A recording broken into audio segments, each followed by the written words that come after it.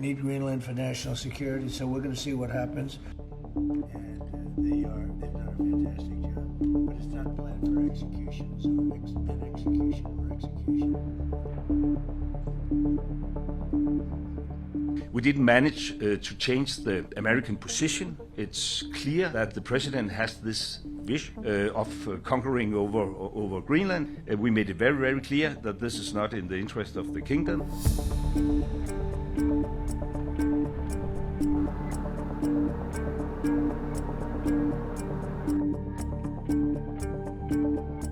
Vil være en øget militær tilstedeværelse i omkring Grønland af fly, skibe og soldater. Herunder altså også fra andre NATO-allierede.